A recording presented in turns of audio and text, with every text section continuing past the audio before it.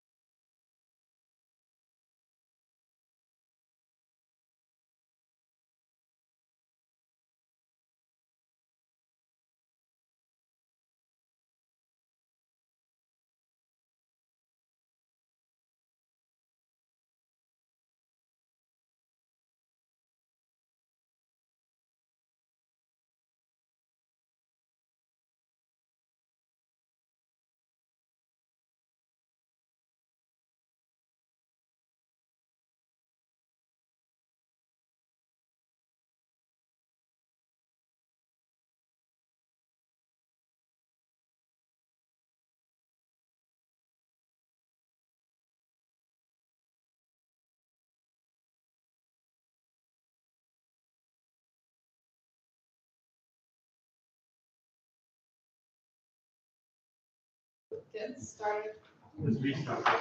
I'm sorry. It's okay. Can I get a motion to enter public session? I'll make a motion for public session. Second. All in favor? Aye. All right, we're in public session. Roll call. All right, Mrs. Jaskula, Here. Mr. Nevins, Here. Mr. Luke, Here. Mrs. Sheik, Here. and Mr. Rahman. Here. All right, and we'll stand for the Pledge of Allegiance. Allegiance to the flag of the United States of America, and to the republic for which it stands, one nation, under God, indivisible, with liberty and justice for all. Comments from the public on agenda items. A reminder for those members of the public in attendance, this is one of 2 opportunities afforded members of the public to comment on or inquire about agenda items. Members of the public also have an opportunity at the end of the evening's agenda to comment on matters not formally noted on the agenda. Anyone have anything? Do you have anything online? We have one viewer, but no comments yet. I forgot to ask if we started though. Are we recording? Yep. All right, approval of the minutes. Can I get a resolution, please? Be resolved that the Board of Education of the Menands Union Free School District accept the minutes of the October 10th meeting. Second. All in favor? Aye. Opposed? Motion carries. And then we have communication to the board. That looks like Joanne. Yep, this evening I'm going to make people aware of the volunteer firefighter and EMT property tax exemption that was recently signed into law. And I just want to go over what that change means to us and what action this board will have to take to make it happen. It replaces the property tax law for 66A through K. Used to be very cumbersome, and it's supposed to make it much more administratively streamlined and a standardized process. And then what it will do is it'll provide a 10% reduction in an assessed value for a volunteer firefighter or EMT or ambulance worker. The whole reason behind it is to boost enrollment and to hopefully create new members as well as offer a benefit to those people that have been serving their communities in that capacity for quite a while. The eligibility requirement means that in order for anybody to qualify for this exemption, they have to be their home has to be their primary residence. It has to be owned by the volunteer firefighter or ambulance worker. It needs to be located within the jurisdiction that they're serving. And the volunteers, now this is where our Board of Education will have a little bit of leeway in what we want to do. The volunteers must have at least 2 years that the board will make that decision, that it would be a minimum of 2 years. You can go all the way up to 5 years as far as the amount of time they have to have been serving in order to be eligible. And it is going to be the districts and ambulance companies responsible to certify the eligibility. We don't want to get involved in that from a district point of view. The fire company, the fire chief, whoever's going to be that certifying official to say, yes, they meet the years of service requirement, can go on from that point, not the school. I do not recommend the school does it. The additional benefits, the tax exemption becomes permanent after 20 years of service, so long as the residence remains the volunteer fireman or EMT worker's primary residence. The exemption would be extended for the lifetime of a surviving spouse, as long as that person remains unmarried, of a deceased volunteer, if the deceased volunteer served for at least 20 years. And then in the case of a line of duty death, again, it would allow for that continued tax exemption as long as that person remains unmarried. Okay? The fiscal impact on the district. This always seems to be what this means when we take, rephrase that. When we go from the district's point of view, there's really no direct fiscal impact to the district. It doesn't limit us in our ability to levy a tax or collect the tax. It has no impact on our tax cap calculation. We can still levy our taxes if you'll continue, Liz. But what it does, the exemption decreases overall the taxable assessed value within the Menands School District. So, and I'm going to talk about that and give an example of that as part of this presentation. The district's tax levy will be distributed amongst the remaining taxable assessed value, resulting in a slightly higher tax rate to our taxpayers. That's the give. We're going to reduce the assessed value, which obviously when you have a lower assessed value, your tax rate's going to be a little higher. But the real impact to the taxpayer should be negligible, very small. And I wanted to give a couple examples. And what we're doing today is we're talking about this, and I'm going to go over the timeline. This is just a general overview of it. We're going to talk about it at next month's meeting as well. I wanted to give you an idea of the tax savings.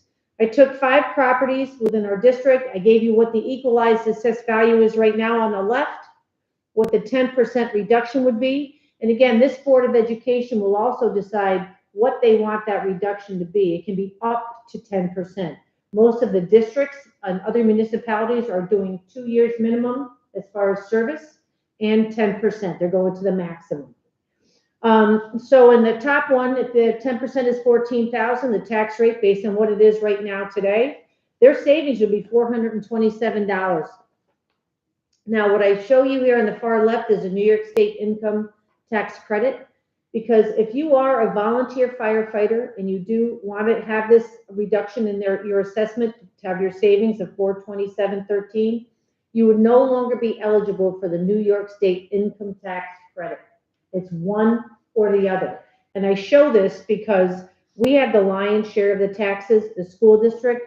So obviously, if somebody who has a home valued at $140,000, what are you going to do? You're going to take the assessed value and come up with the savings of $427 or the $200 tax credit. Then I did another property at $164,000, just to give you an idea of where that would be. And in every case, the savings for somebody in these homes, if they were a volunteer firefighter or EMT, it would be beneficial from a cost savings perspective to put in for that reduction in their assessment. And then what I wanted to do to give you an overall view of how that might be viewed. I am still waiting to get some information on exactly how many volunteer firefighters and EMT workers we have in our district. I don't have that figure, but I made an assumption. I made an assumption that we have 20 volunteer firefighters with homes valued at $150,000, just to give people an idea of how that would impact a tax rate. So if we did that this year, that would result in about $300,000 coming off your assessed value. And again, you'd see the difference in the tax rate. It's currently 30.5090000. It would go up to 30.545630. I gave you the tax bill. Again, that's just straight tax bill. It does not take into consideration any star, any other assessment. It's just a straight figure. And you would see that that person's tax bill will be slightly higher by $5.49. Again, their assumptions, their estimates. There's no way really, unless I knew exactly how many people we had and exactly whether their home was valued at.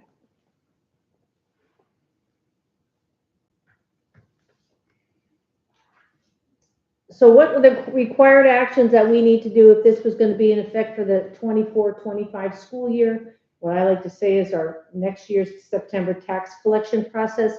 We have a little bit of work to do as a Board of Education. We would publish and hold a public hearing at our December meeting. And again, it would be right prior to our next board meeting, and we would kind of go through this whole thing again for the public. You have to determine, and this would be the resolution that I would also bring forward to you as a Board of Education. You'd have that part of your next package. It would go over the resolution, which would say how far we're going to make that tax assessment reduction. I would recommend 10%. That's what most of the schools are doing. Actually, I haven't found anybody doing less than that. We are going to determine what we would want the years of service to be. I would recommend 2 years. It can be up to 5. And then we have to, in part of the resolution, we'll identify who the certifying entity is for the exemption. And that would be, you guys are setting those rules, but then the assessor is going to deal with it. We're going to give them our resolution and he'll be good to go. This all has to be in place prior to March 1st. And if we do it in December, it also gives the firehouse the ability to take those applications, get them through the system, and get them back to the assessor's office by March 1st. That's the key date for people to be able to take advantage of that in this coming school year. And then the other tax implications, and that's a typo at the top, it's not 210, it's $200. I apologize for that. But again, that's it. You can either have that tax assessment reduction, or you can have the New York State property tax cap credit, not both. People say to me, how do I get that New York State tax cap credit? That's when you file your taxes. You want to make sure that you have Form IT 245. Again, if you're looking at this for your school tax, it would certainly be beneficial for someone to do the volunteer exemption. And it's not just for school tax. So the benefit can be quite worthwhile for that volunteer EMT or volunteer firefighter, because it's on all their taxes. They would get a benefit on their county and on their village and on their school taxes. So one of the challenges is that there was a lot of hubbub when this started. If you had a husband and wife that were both qualifying people, they both could qualify for that exemption. So it can be pretty lucrative for some people. And again, it's not just for school tax, it's other jurisdictions. Ed, This is the last. is that the last one? We're killing it. All right, so that's it. That's an overview. It's not really a cumbersome task, but what this board will do, and I will do a resolution that'll list everything that you'll see. It'll be part of the packet that you get a week ahead of time. I'll even send it out earlier than that so you can see the resolution. We went to a business officials meeting back a month ago where two attorneys from the New York State Firefighters Association came in and spoke to all of us because so many of us had questions. And they have forms that they are going to provide to the assessors and to the local agencies, the fire departments, et cetera, et cetera. But this would be a benefit, again, to any community that's looking to increase their membership. The impact that we are, if we're not a volunteer, we will pay a little bit more in our taxes because that reduction in our assessment will mean an increase in your tax rate. Does anybody on the Board of Education have any questions? I have a quick, and you said the firehouse certifies who qualifies. Do they give that information to us, or do they give it directly to the assessor's office? Assessor. Okay, Correct. so we don't Yep. have to like. We don't want to be the liaison middleman. and No. we're not. Nope. Okay. That was my only question. I did want to say, so Charlie and my husband have recently joined the firehouse. So I'm happy to participate in the conversations. We would probably abstain from the Yep. vote. I asked that question specifically in our meeting, Ms. Jessica, and they did say that the two people, if you are currently members or have a family member who could benefit, your best bet is to abstain from the vote. Right. Which would mean that everyone, there's only 3 members left to vote, so just to make sure all of them here for somebody. So I have a question. Years of volunteer service required to be eligible for 2 to 5 years. Yeah. Why can't you just say 2 years? That's what the resolution, I'll call out 2 years. I'm just letting you know that we could say as a Board of Education, nope, we want it to be 5 years. I would recommend 2. Yep. And I would recommend 10% as well. No other questions? Okay, we'll be doing this again and repeat. I don't think it's a bad thing. I think it gives people an opportunity to hear about it now, hear about it again with a resolution that you will make as part of that next meeting, and then we'll go from there. Is everyone okay with the resolution coming in the next meeting? Does anyone want to have any more discussion? Should we have that public hearing first? Yeah, we would have the public hearing Like the first to beginning of the discuss the meeting. resolution, and then the resolution will be part of the agenda. So now would be the time to say. Right, I was gonna say. 2% is not good. Or Right, now Yeah, we're this going to would talk be- about if right. you want to make any changes Or to 2 the years. resolution, or if you want to do it at all, or you don't want to do it. Right, that's, the group should decide that now before she brings the resolution in December. I'm not a fan of other companies or houses asking for a reduction in their taxes. But I support this 100%. I supported when the village was talking about it. I think it's a great thing for members who are active and for the community. So I agree. I support it. I think the 2 years and the 10% is the way to go, but anyone else has any? Okay. Thank you very much. Thank you.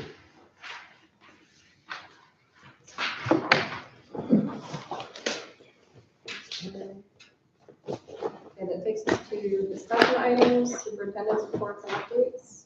Is there an assessment presentation? Sorry, did I say something?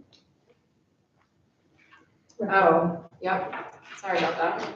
I'm still in communication before.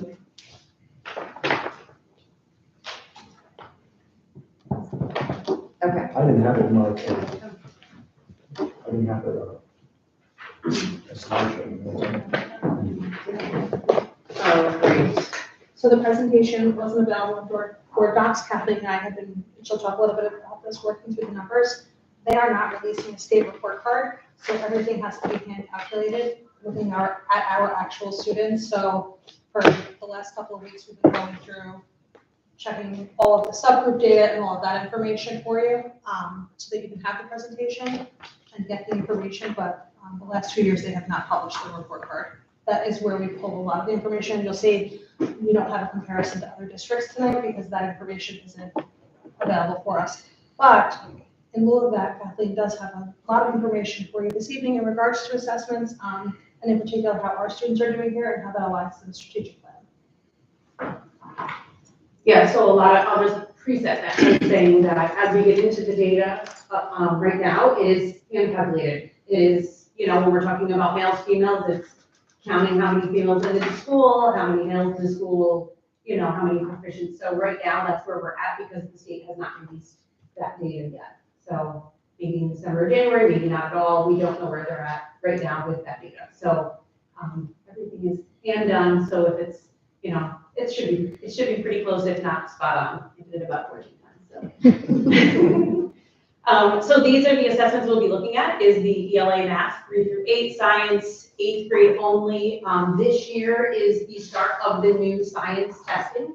So 5 and 8 will have their testing this year, so we'll have that data. But as of this data that we have today, it's just 8th grade. Algebra and Earth Science, the nicest lat, which is our ELL learners testing in spring, and our Spanish proficiency grades for grade 8. We'll also look at how many students got that high school credit.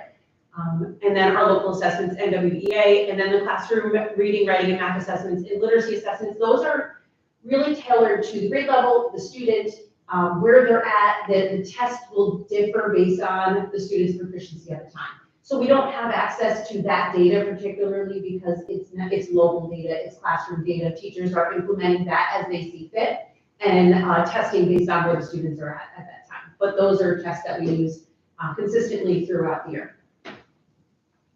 So just a reminder where our state assessments are when we're looking at these. Our scoring levels for ELA Math and Science are 4, 3, 2, 1. We'll be looking at proficient levels, and those will be our 4 and 3. And then our not proficients 2 and 1. Earth Science and Algebra are the old-fashioned 0 through 100 scores with 65 passing and 85 mastery. Nicest lat, we have several different categories. So we have the entering, emerging, transitioning, expanding, and commanding. Once they get to commanding, they're basically done with the service. So that's the goal with our L's, is to get them at that level. So just kind of a little bit of information around our NWEAs. We test our NWEAs all throughout the year, fall, winter, spring, based on the grade level. We test in reading and math.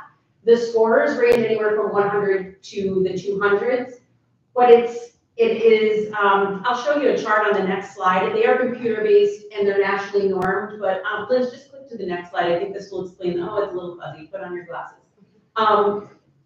The scores are, like a kindergartner in the beginning of the year should get a 141, mid-year 151, 158. When we go all the way up to like an 8th grader, 217, 219, 220, right? So it's not like we can say all kids should be at a 100 and something in all grade levels. It doesn't work like that. The score should continue to grow as the kid grows, okay? So that's what those scores would look like. Yep, you can go forward, Liz, I think. Thank you. All right, so we're gonna head into our ELA data from 2023. So how this will be laid out is I'll show you the 2023 data and then I'll do a 3-year comparison. So we can kind of see where we've been and where we're going for our ELA scores. So our proficiency rates for our 3s and 4s are all the way to the right. I'll just give you a second just to look at the data and then I'll highlight a couple things on it.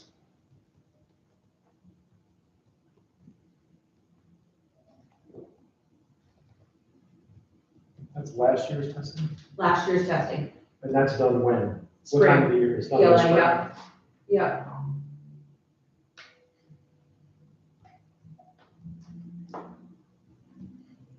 So that's our ELA data from last year. And this will be an interesting comparison when we go down to our NWEA, because I think what we'll see is some growth in our third and fourth and second grade range. We'll really see some bumps in that area, and I'll explain that in a little bit. But there is, we are doing pretty well in our third, fourth, fifth, sixth grade levels. Seventh grade is a very small class, very, very small. We have 17 kids in that class. So 1 or 2 kids makes a huge difference in the percentage. Not that we want 1% in our 4s at all, but we have a very small class, so that those percentages are impacted heavily. I will say that is also the class, from a percentage standpoint, that 70% of the kids stayed home when they had the opportunity to stay home. And then, when they returned, they didn't return until the next school year. Even when we had a low return rate, over the course of the year, kids came back. That 5th grade year, everybody stayed out, and online participation was not positive. That was a tough year, for them as they moved into high school, or as they moved into middle school. And that class has also had a huge shift in numbers. They were a pretty big class before COVID, and then, after COVID, a bunch of kids left. I think 10 or 11 kids left that class. So there's a big change. We've added a few, taken a bunch out. So that class is definitely an anomaly. And then the next slide is our comparison of our 3 years. So just give you a second to take a look at that.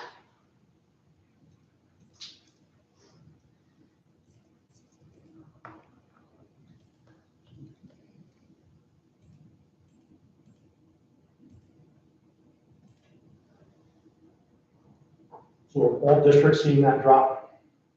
Are you trying to compare for something that people were strong going into COVID hit? We don't have that year here, like the 20 year. Right. And then people are trying to struggle to come back. Are all districts seeing a drop in a percentage like this? You Yes. don't have to know all the numbers, but. We don't know the I'm sure you numbers, have. but I will also add to this is the next gen standards are also being tested in the last year or two. So that's also a shift. So not only we're coming back from COVID, we're trying to get kids back into the practice of reading and testing and all that, which we didn't do for a couple of years, and then we add new standards. So. What were the standards in? They changed in 22? They changed, yep. So this is our first year, I believe, of doing the next gen. So we have a couple of variables, like we start settling in and then So we the have. numbers are not really representative of how children are doing, no? I would say a few things though. So our standards, when we went from Common Core to Next Gen, they didn't change that much.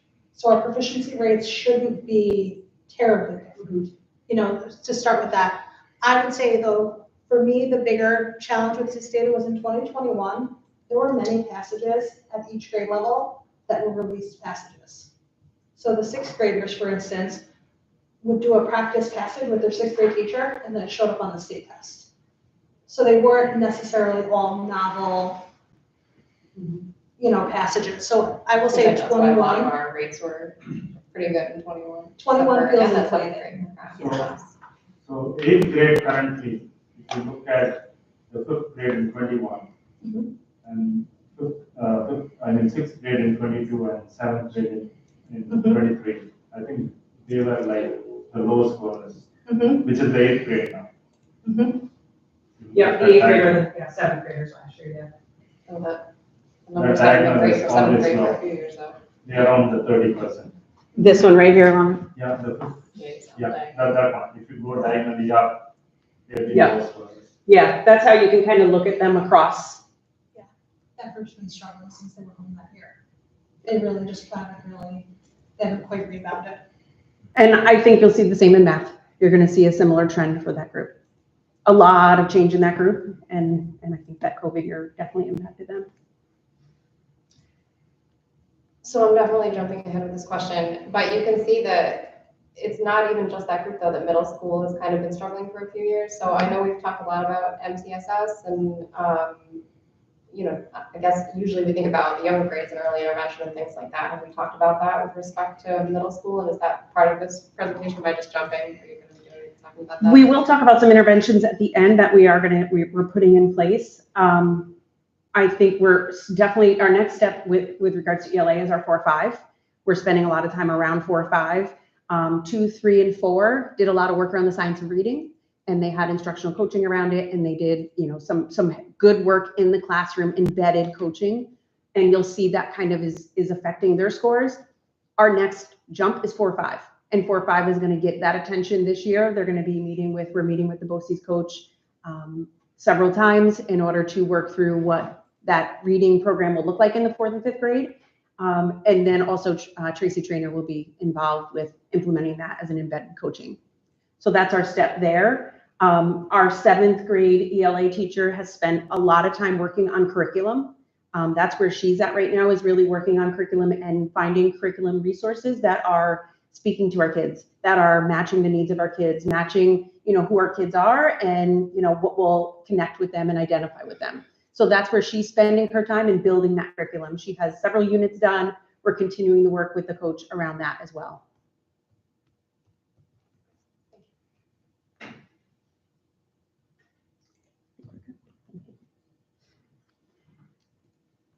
So here we are with math, and you know, you can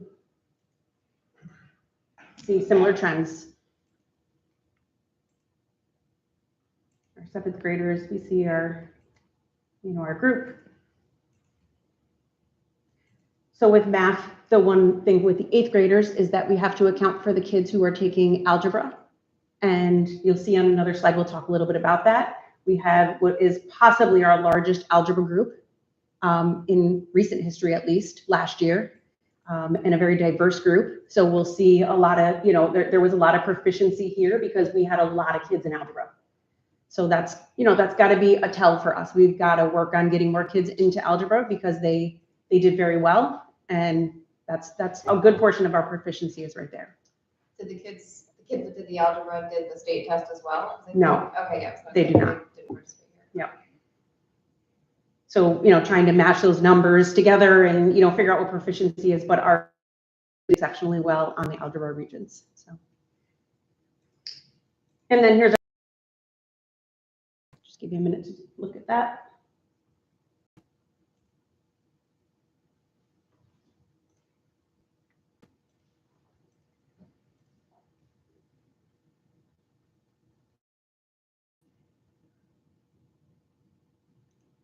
Third grade, you know, overall in both ELA and math did exceptionally well last year. 3rd grade did well. 4th grade.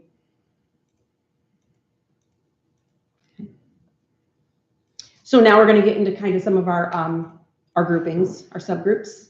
This is by gender. So our girls did pretty well in both ELA and math. And I was telling Jen when we were talking a little bit about this data is that we have an exceptional amount of STEM activities and offerings here. And I do believe that really draws our kids to the math and sciences. And a lot of girls are involved in it. We had the STEM over the summer, ton of girls involved. We had Regeneron here. We've had a ton of STEM activities since the year has started. And it is pretty equal boys and girls. That's something I look for when we're talking about science and math, is making sure that we have our girls hands-on and in there and get involved in those activities, because we know what the world looks like when it comes to engineering and some of those science and math careers. And we do a really good job here with getting our girls involved in math and science, for sure. And I think that shows. So here's our ELA and math by race.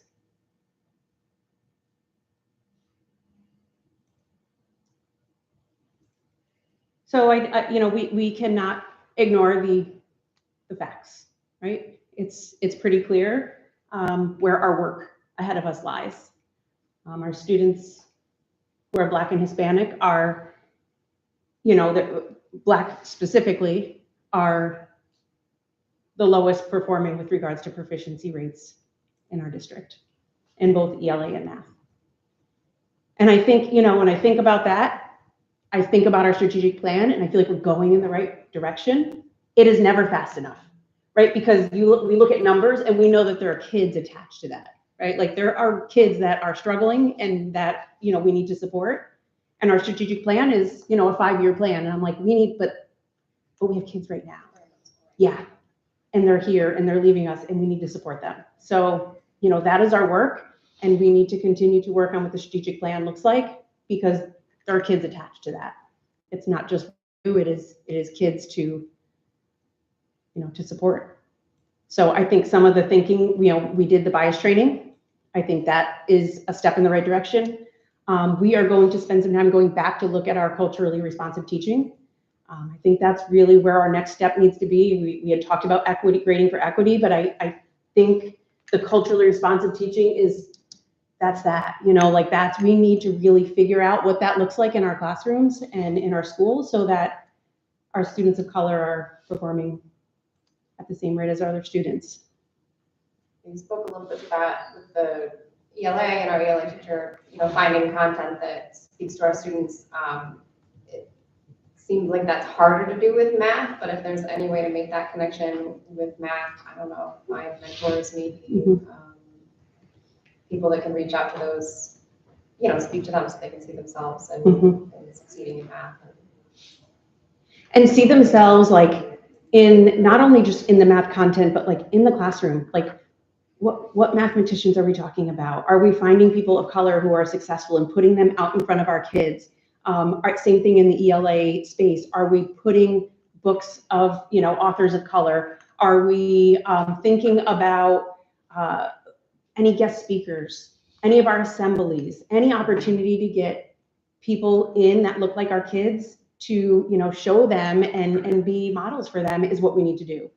And that's just the surface, because then there is a whole other piece of how do various students learn? Because it's step one is yes, let's make the school look like our kids. Step two is how do our kids learn? And how do we adjust our teaching styles to meet those needs? Because not all kids learn from stand and deliver right in front of the classroom. A lot of research is around students of color learning with more hands-on experiences and more active experiences and being more up and active and interactive. So, we've got to think about what that looks like in our classrooms in order to raise that number. Bill, you look like you had a question. I'm just gonna make a comment. Please. Whoever's online looking or whatever, that information is not available for people that are attending the online version. Will it be on for people to go back and look before next month's meeting? Yeah, I'll add it to the agenda after the meeting. The previous presentation wasn't available either. The previous one was, I was just given this one right before the meeting. Oh, there you go. Cool. So we got our work. This is our mandate. And we're seeing, Sorry, yeah. this data is not allowed to be, it's Sure. okay to put it up publicly, because Yeah. sharing the meetings can be public now. Yeah. I'm sorry, go ahead, Mrs. Warren. No, that's okay. And the same thing, we need to think about our special education population, with a quarter of our special education population at proficiency. That is also a space for us to look to grow. And that connects to my last statement with regards to thinking about how kids learn, right? So kids learn in different ways, and we got to really start to explore those ways and try those ways out in our classrooms so that we can make some strides with these populations. Our ENL, any student that's been in the district, correct me if I'm wrong, I think after a full year, they have to take the English test. So, that's challenging for our kids. If you've only been in for a year, you're taking the English language arts test. That's challenging. So, not an excuse. We still have room to grow, but there is some. You can see the difference in the math and the ELA. So now we're talking a little bit about our students who are non-economically disadvantaged or disadvantaged. Big difference also. Big difference. Yeah.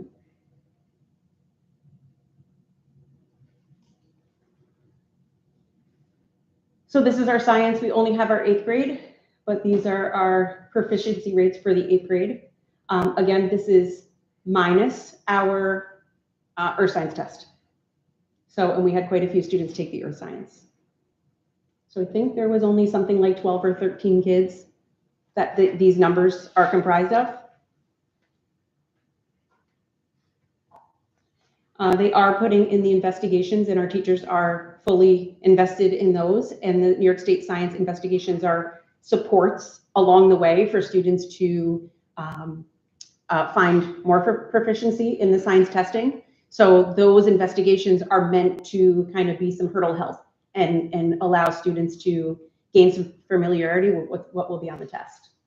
So I think we're going to see some change in the science as well. Algebra and earth science rates.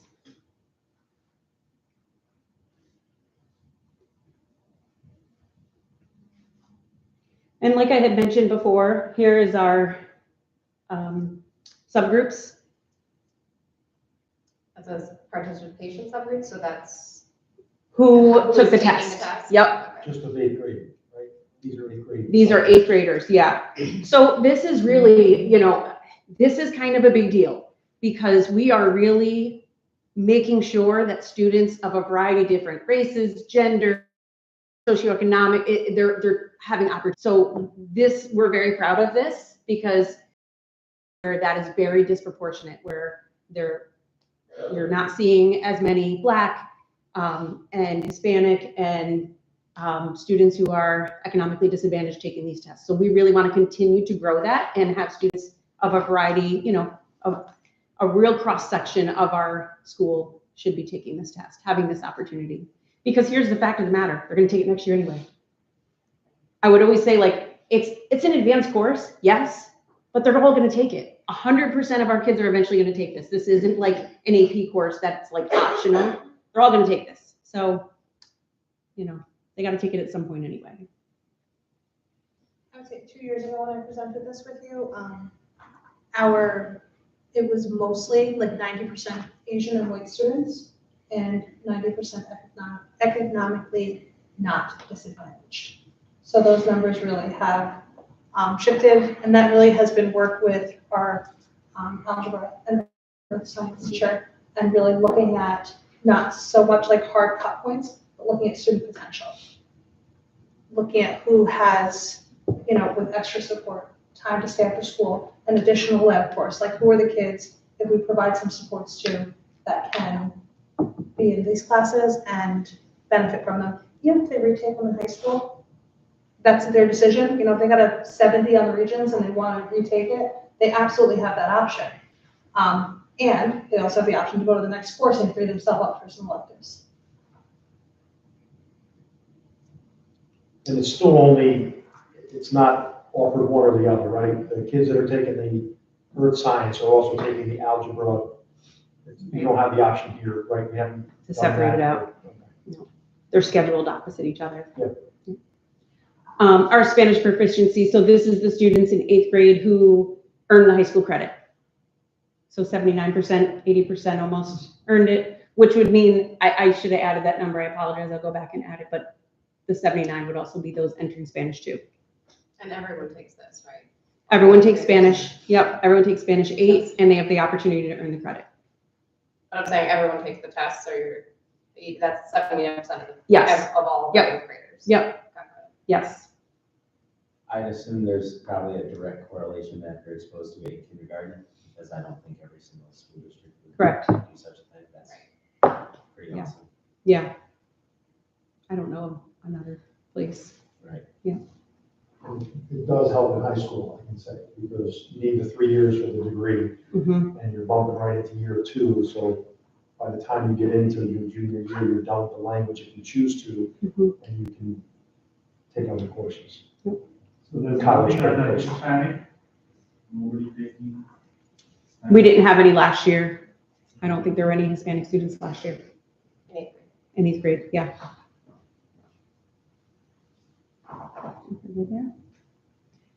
So this is our nicest lot. Here is our percentages at each level, the entering to the commanding.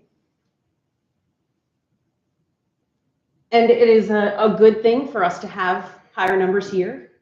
It takes quite a bit to move from here to there and there out. So this is a more challenging space to be in, we want our kids to move quickly through these beginning areas, and they do.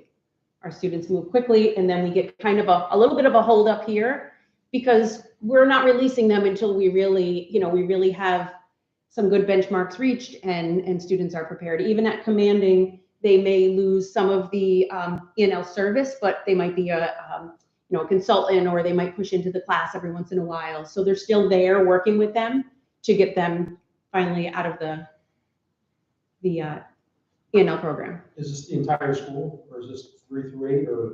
This is the entire school. Yep. Do we have kids in middle school who are getting EML services? Yep. I don't think as many, but we do have some. Yeah, we have some. We have a couple of 6th graders, and then for the most part, our middle school students tend to be students who relocate to the United States in middle school. So we have a handful, Brand new. 2 or 3, brand new to the country. And even if they take English in the country where they come from, it's usually not at the same, it's usually parallel to their home language. So usually if they do transfer over, they might not come in as entering or emerging, but a lot of times our middle school students who relocate to the United States will come in as either transitioning or expanding. They have some background, but not to the level of their classmates. And this is our NWEA. And I think you'll see, in this area up to like our 3rd, 4th grade, that's where we've really done the work around the science of reading. And we've had a lot of embedded coaching and work around reading. So I think those scores reflect that. And we're going to be heading into this area to work on those scores. 7% is scary.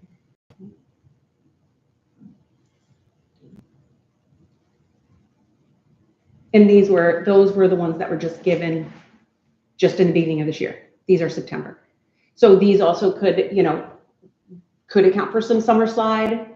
These are given pretty much on maybe 2nd, 3rd week of school. So we're giving these pretty soon in. So we will give these again in December.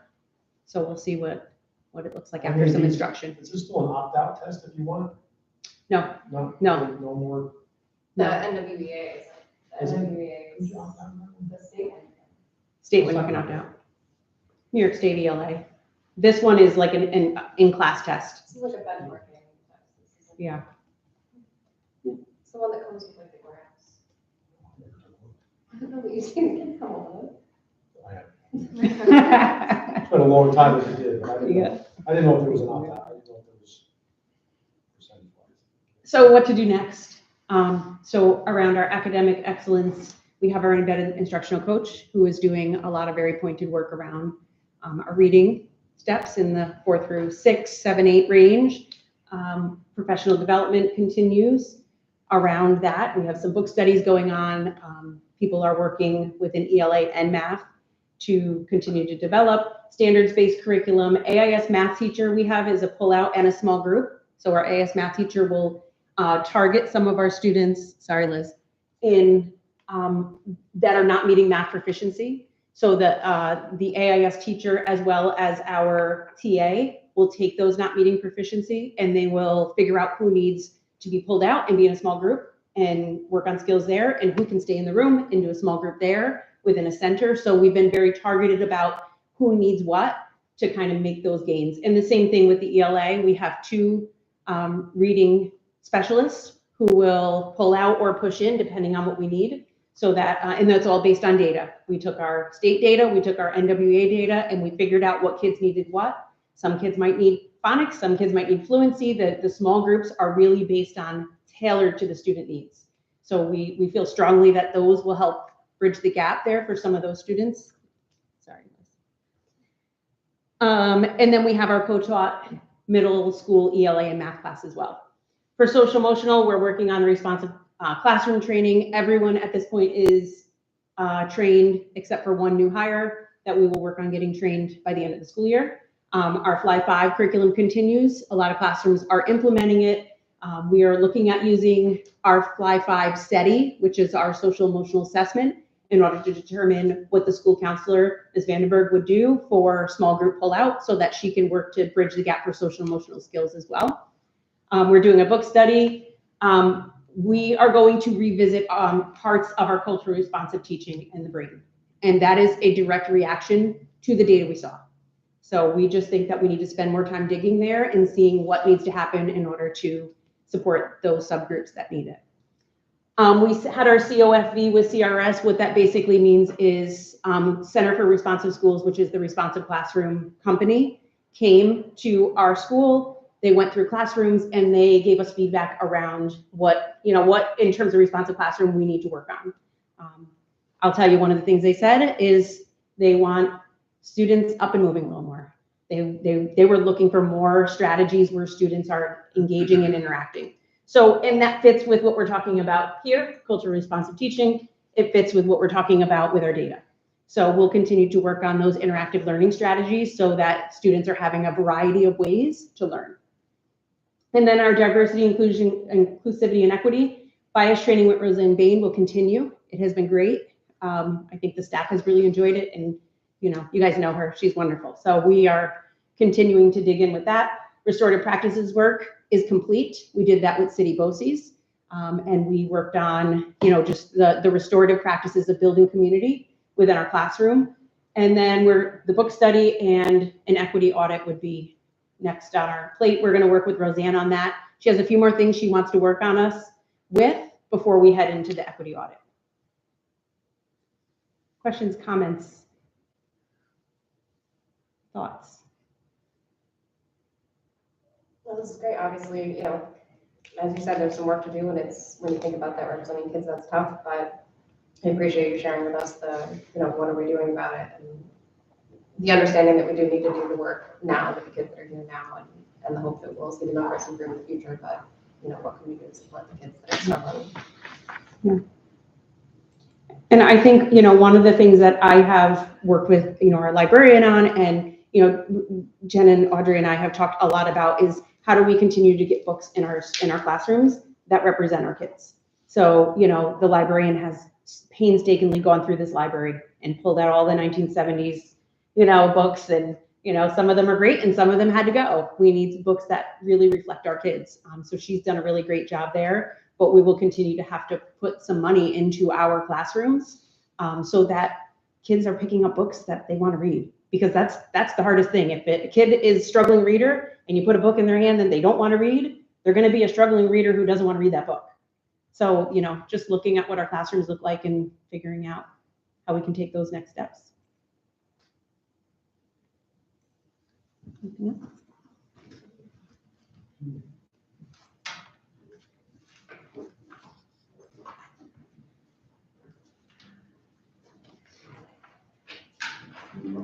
Appreciate that presentation. Thanks for sharing the data, and look forward to the follow-up when we're able to see how it got in the new test. So we haven't had a chance to look at how do we compare to other schools. Some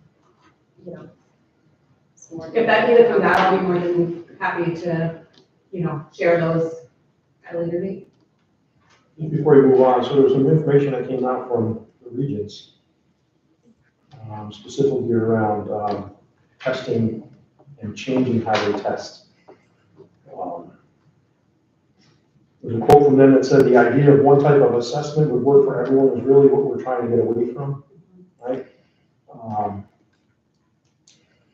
There was a commission formed to present to the Board of Regents about changing the testing, saying the Regents exams and standardized tests in general are no longer sufficient assessments. And we're talking about changing that program. This is at the high school level, but all that filters down anyway to us. But they're looking at changing that entire thing, which is probably the best thing to do. I know there's been a lot of, sorry. I was just going to say, most of that so far seems to be related to what's required for diplomas, though, right? It's mostly at the high school level because it's what's required to graduate. They're changing. It's not just The commission is not just a looking at test, graduation standards. not just a test to graduate, right? Right. Different standards, different things. Because I will say that when we look at our data, it doesn't look that different to, unfortunately, a lot of schools across New York State. So I think we gotta start to think about, we're trying to test a whole wide variety group of kids with one manner. And so I've been a part of conversations at my prior place of employment around the move for its portfolio. and, you know, having standards-based testing rather than just standardized testing. And I also was able to participate in some pathways where we had one in the fine arts, a dance pathway, where students could substitute various dance classes for certain exams. So they were able to, it was a 4+1 type of thing. So they had to have 4 of their exams, but the +1, we worked on different pathways for what that could look like. So they could exempt out of one of the social studies exams for their pathway. So we had a dance one, we had a theater one, and we were working on an art one. So it's coming slowly, but you ever call, you know, it takes a little bit. Right, it will be interesting to see, like I said, I'm pretty sure right now all the discussion is about, I said the commission was what's required for diploma, but eventually that will have to trickle down to, this is what we're asking at the high school level, Right. looking at what we're asking for in the middle. How school do we level. assess Right. will change based on, you know, what your state is saying assessment looks like. Anyone else have any questions or anything? And thank you again, Mrs. Wiley. No problem. Takes us to discussion items, superintendent's reports and updates. So given the 2 significant presentations that you had tonight, I am going to keep my updates relatively brief. So our community eligibility, as you know, went into effect on November 1st. That means all students receive both free breakfast and lunch. Our rate, our direct certification rate was at 39.43%. That kept us right under that 40% for a long time, but with the 25% reduction, we are now eligible. The federal government reimburses up to a certain point, and now the state will subsidize the remaining. So it truly is free breakfast and lunch for all students. The one piece that I will point out is that the state needs to renew the subsidy each year. So there could be the potential at some point that that remaining balance could fall on the school district. But, you know, the state seems pretty committed to free meals. So I would expect that that remains something that is in the budget, but I just say that because it has to be renewed each year. And it currently is in place to do that. You know, and if at any point we find that it may not be renewed, we would of course come and talk to you, but at this point in time, the intent is to keep it. New York State has been committed to getting free meals into the hands of kids, and really that lowering of 25% was a step in the right direction. So we'll continue to message it out with families, and you know, we'll continue to urge families to participate. So everyone in the district gets free breakfast and lunch, whether they choose to or not, it's the option. There's Yep. no, They don't have to sign no up. limits. Nope, it's just, it's there for them. That's- It requires no action on the part of the family. And does this happen every day then? So what happens like if there's this half day of school or superintendent's compensated, you go home and the kids go home early, are they still being fed? So if we have an early release, they get fed for breakfast. The lunch is a little bit trickier. And actually, Joanne is gonna reach out and get some information. Our intent is to feed children. However, when we send the meals home, they're not reimbursable. So that cost would fall upon the district. We would not be able to be reimbursed for meals that are eaten off-site. Now, we could feed children at 11 o'clock, but I would say that might defeat the purpose of it, you know, because the sad reality is we have some kids who, when they leave here, may not eat dinner, right? So if they want to, I feel strongly they should be able to take their lunch home and eat it when they want to, because they may need to eat it a little bit later in the day or whatever the case is. But we're working through what that process needs to look like as far as, you know, how does the funding piece of it work? So out of the 185 school days in a year, there's a dozen potentially days that children are going home early. Not even.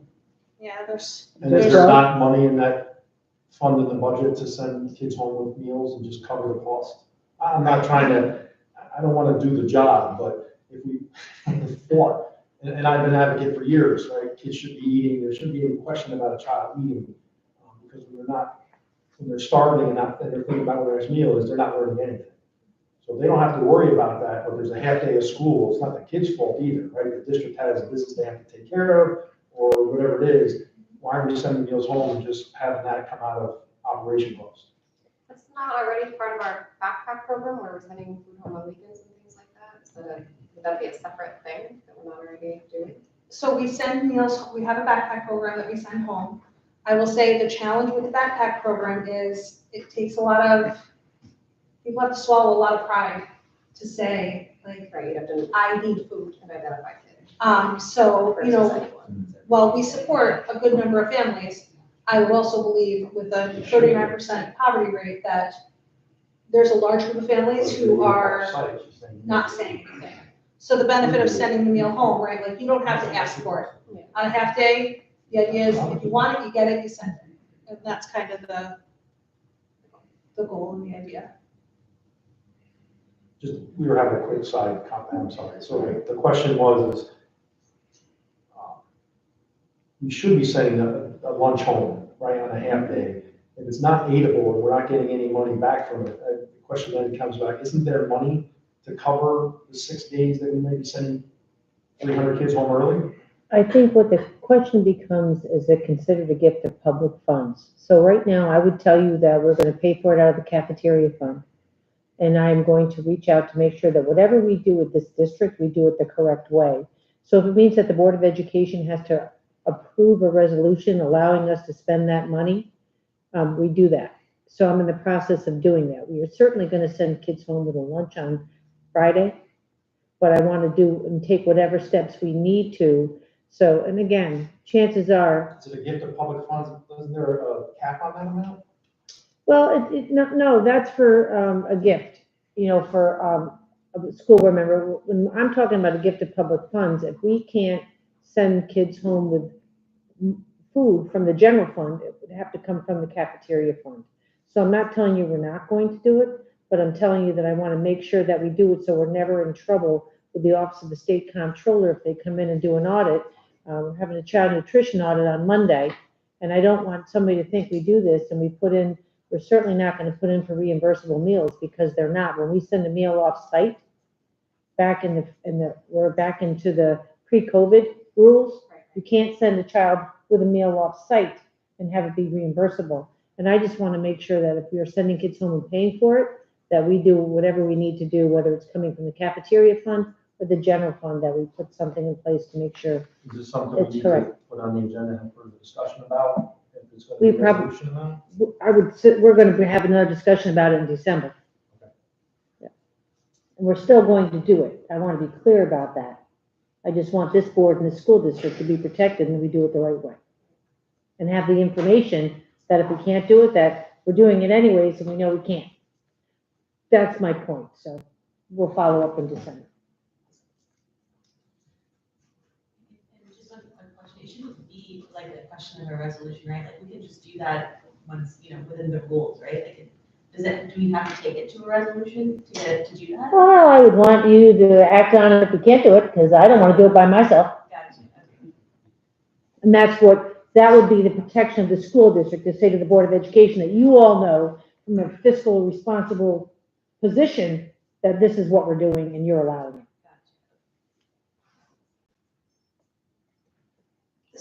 Notice an increase in participation since we've been having free lunch, or is it kind of too early to tell? It's a little too early to tell, but I believe we have had increased participation, but I can give you those numbers next time we meet. Actually, we can do it I can make it part of my update. Kind of related.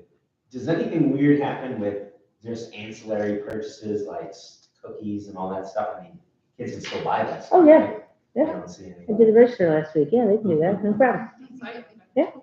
Yes. Snacks still go just the way they do. We still are subject to all the rules. They have to be healthy snacks. They can have them, as long as everybody's, you know, whatever the rules are in the cafeteria, they can have them. And they can't have them if they're negative. The money still has to be on their account.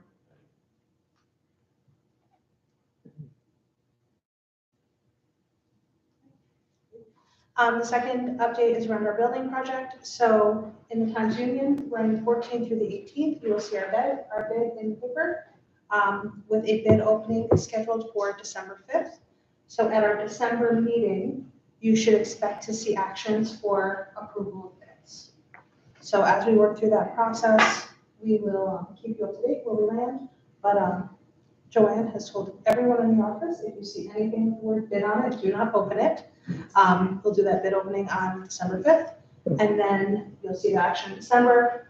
We did meet with our financial advisors and CSR, and the one piece that we are doing an alternate bid for is this back parking lot. And that is really directly related to one word that's gonna come in. But then secondary is that grant application that we have going through the assembly and then through Dancy. So that timeline is pretty unpredictable. It can go through quick, it can take a year, but we did that as an alternate bid just in case we have to make any kinds of adjustments. The last thing that I would add is that we did share the timeline with Danzy and with the assemblymen, so hopefully they will share that and kind of have them understand our timeline a little bit better and when we are projecting to begin the work and when the project closes out. So we'll hurry up and wait, and hopefully I will have some good updates around the grant money that should come through and allow us to do more of the paving that really needs to be replaced. Any questions? All right. Did we talk about doing a conversation about this right here or later? Yeah. Okay, that takes us to business matters, non-action items. Warrants. Close to Board of Cops the following warrants and claims auditor report for the month of October 2023. Fund A, there's 2 different warrants. Does anybody have any questions about those? Nope. Okay, business office, non-action items, budget transfers under $10,000. Any questions about that list? Nope. Business office, non-action items, appropriation status report. I have a couple of questions. I think somebody can help me out. On the appropriations, the maintenance of plant, contractual and other is $30,000 Yep. negative. What is that? I'm so glad that you asked me that question, because it was negative last month too, and it's gonna remain negative. That is for the rooftop unit that the board approved to spend that money. I'm not gonna take the money out of the interest-bearing account until towards the end of the appropriation status report that is negative about $24,000, and that eventually. Employee benefits? Yep, and that was thank you. And that was also, you've already approved the transfer of funds from the reserve, the post-employment benefit reserve fund. And it was for our superintendent that left. I'm leaving it there until I have to make that transfer and let the bank pay us interest before I correct that negative. So thank you for noticing, I appreciate that. That was kind of like a quiz and you passed. So thank you. Thank you for the explanation. Yep. Any others? Nope. Okay, business office, non-action items, revenue status report. Any questions there?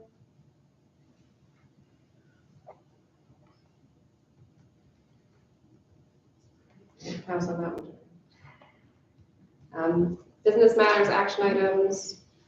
A, treasurer's report. Could I get a resolution, please? Be it resolved that the Board of Education of the Menands Union Free School District approve the treasurer's report for the month of October 2023. Second. Are there any questions? No. All in favor? Aye. Opposed? Motion carries. B, business office, action item, purchase of district vehicle. Could I get a resolution, please? Be it resolved that the Menands Union Free School District Board of Education hereby approve the purchase of a Ford F-250 for $1 from the Village of Menands. Second. Any questions? So that all checked out, we're good to go, all the work is going to be done, or Yes, it the will work- be done? The work hadn't been done as of last week, but it is going to be done. Okay, sorry, was there another question? Okay, all in favor? Aye. Opposed? Motion carries. Item C, action items, contracts for approval. Can I get a Before we get into that, I have reservations about the contract, about the camera use agreement. We don't really have a policy in place. And if you read the contract language and the policy language that's being presented for first, like, there's conflicting information in those two items. Specifically,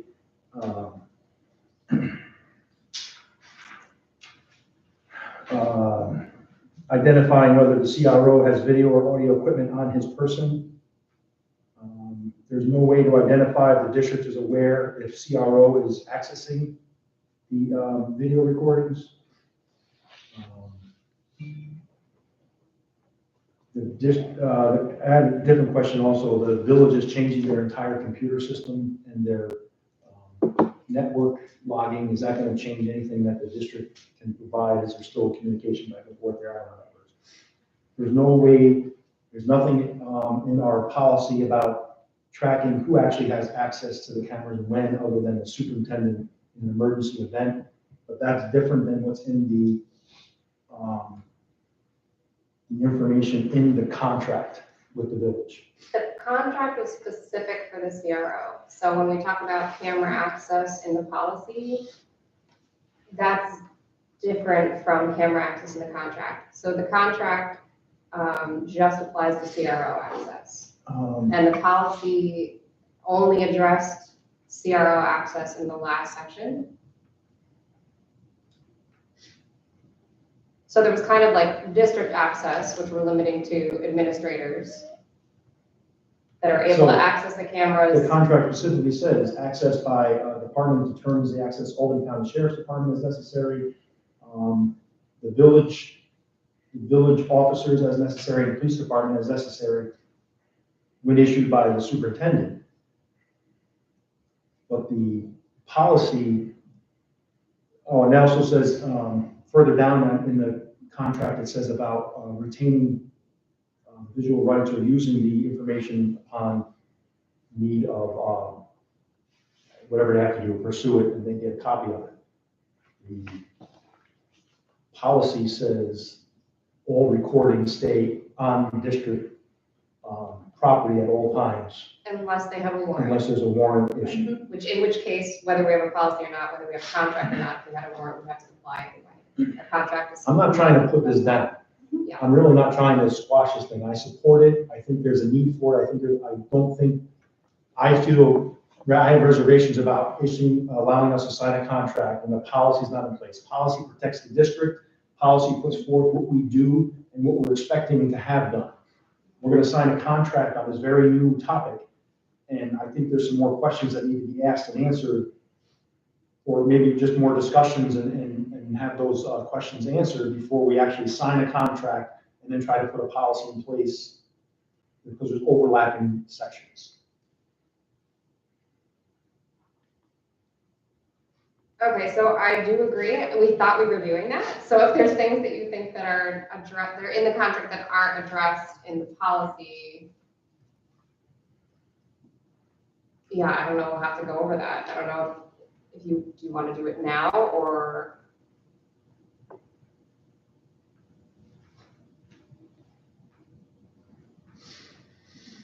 We can, were there specific concerns? So what was in the contract that you were concerned that needs to be addressed in the policy? This is the contract, yes.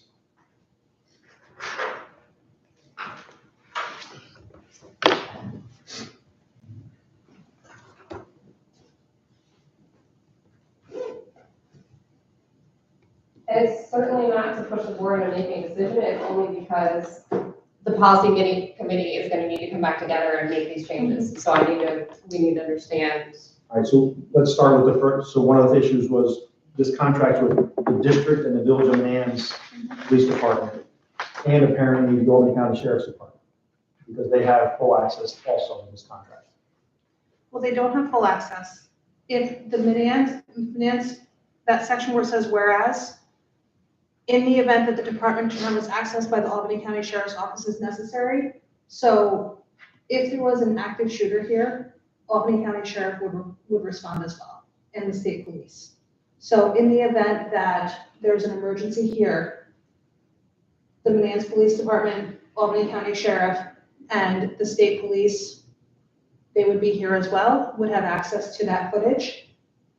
I will say later in the document, it is live footage in the event, it's not recordings. In case of emergency. And remember, they can't access it remotely. It's still only on our CRO's computer or on our admin's computer. They have to be here on site to see that footage. There's no way Albany County can like tap into any live feed and watch any footage. No, understood. I got that part, right? We're not, it's not like it's being broadcast out there, it's just available for anybody to see what's going on. That wasn't I want to make sure that we're clear about what it is, and when I read it, that was not clear at all. The other section about whether the CRO has video or audio equipment on his person. In the contract?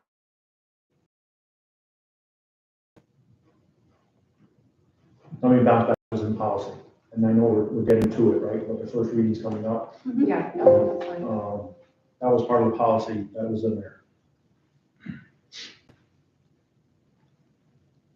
It doesn't specifically say, it says, I just don't remember it saying anything about that. Let me know if you find it. it was about the video and audio equipment recordings. Officers have recording equipment on them.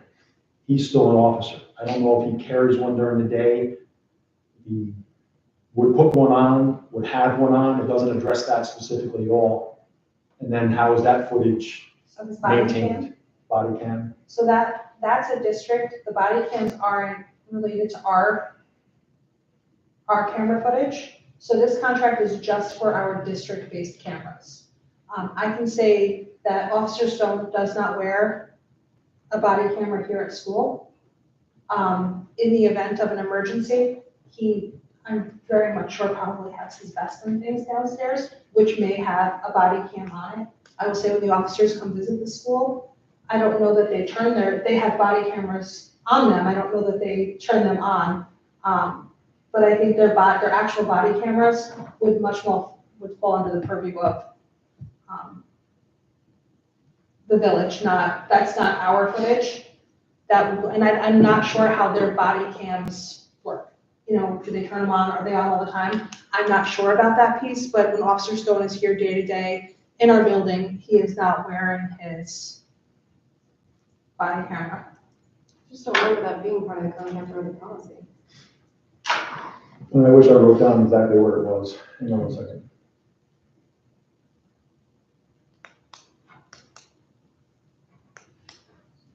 It was third paragraph in on the first one. Any video recordings used for surveillance purposes on school buildings and school property shall be the sole property of the district.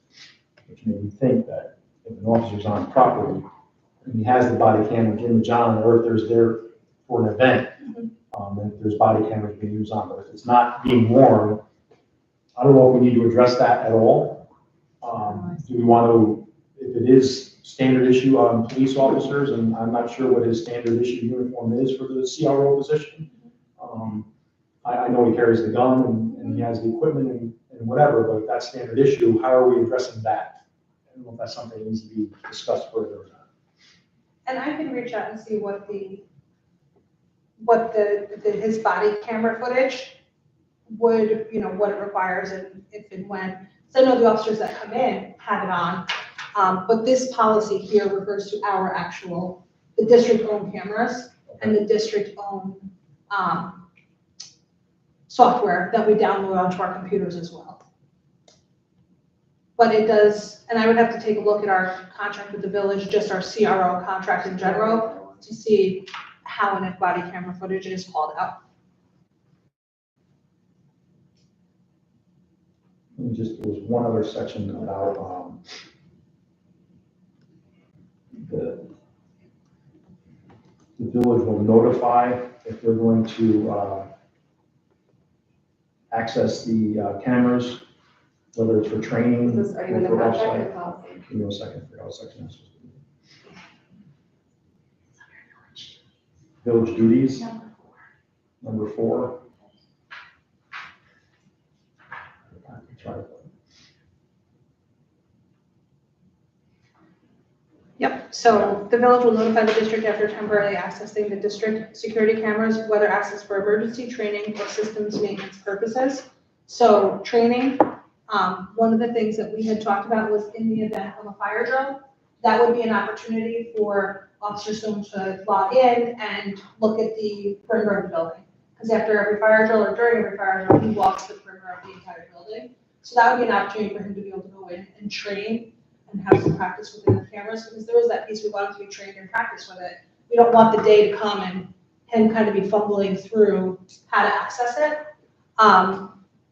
So there was that piece. And then in the event of an emergency, they can only access as deemed as what we consider an emergency or with my approval. So I would have, I would know we are able to pull usage reports to see who is signing in, when they're signing in, those kinds of things through the company. So we do have a means of monitoring it. Okay, so then some of the wording when it was coming through, and my questions then go back to, because that specific line says the village has the right to look at footage and whatever. In the contract, it specifies the village as the board of the Village of Menands, not the police department or the CRO. And it's not that I want to keep information from the board, the village board. I'm not trying to hide anything. But again, we're talking about contracts on a very new, we took over a year to make this position happen with community input from every aspect, pros and cons. If we're going to do this, let's make sure we're doing it, and the wording and what we're talking about positions, just because the current board administration has one way to look at it, a contract's a contract. So we're now giving the board the ability to view the footage. Because the line says specifically the village has access to emergency events. And the village in this contract is identified as the village board at 280 Broadway. Or 250, or whatever the village address is. So again, I just want to make sure that things are very clear and concise. I'm not an attorney, but we're talking about setting policy in place for this contract, correct? So this doesn't say that they have access, right? It just says, the village shall notify the district if they access district cameras. So to me, that reads as, if the CRO accesses the cameras, they will notify the district. The village meaning any village employee that we gave access to. Is how that reads to me. It doesn't say anyone at the village can access the cameras whenever they want.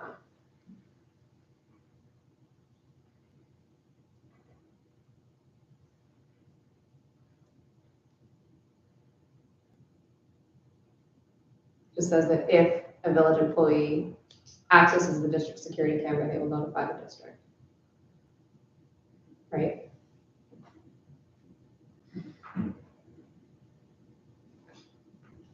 I'm guessing if that's how we're reading it, then that's fine. Again, my questions were based around the word and term used of village in the contract, Right. and what we're saying, the policy that we're putting in place. In my opinion, when I read it, there were some discrepancies. I'm not saying that either of them are wrong. If everyone had a chance to read both of these articles fully and they want to move forward with that, I'm fine. I'm not ready tonight to sign and give permission to sign for that contract. I think we need to read a little more into that. So did they ask it to be worded this way as village as opposed to, why did they ask for it to be the village and not like the police department or the CRO, or do you know why that was written that way? So our attorneys drew this up, and Gercio. So the agreement is with the village because, they're the ones that vote upon it, and the police department falls under the village. So the agreement is with the village to give our CRO, which is appointed by the village, access to our cameras. Did Gercio have to take a look at the policy that's being presented as first reading? And they're in agreement with what the policy says and what this contract say? Yes. So they drew up the overall agreement. They're the ones who then the actual contract with the village that was created by our attorneys, Gersio and Gersio. And then the policies, once we review them as a group, I send them to our attorneys just for, as one final read over to check and make sure we haven't done anything as a policy group that overrides that. And they sent back an approval saying that it looked like it was, that it was ready to move forward to the board. The original CRO agreement was with the village board of the village of Menands as well, if that makes any difference. Oh, the original. Like our when we hired CRO the contract, the it hiring says of the same CRO wording. contract. That's what they had that same language. Yeah. We were contracted. It's not with the police department or anything. So I'll also say, and again, I know we're jumping back, because policy is a later thing, but we talk a lot as a policy committee about that policy. It was actually, we thought, fairly restrictive. We talked about giving more leeway and in access for the officer. We talked about, we don't want routine monitoring, but what about having the CRO have the ability to monitor the grounds? Because, the officer might sometimes do like a random walk in the grounds. And instead of actually going outside and walking around, could he turn on the camera system and look outside?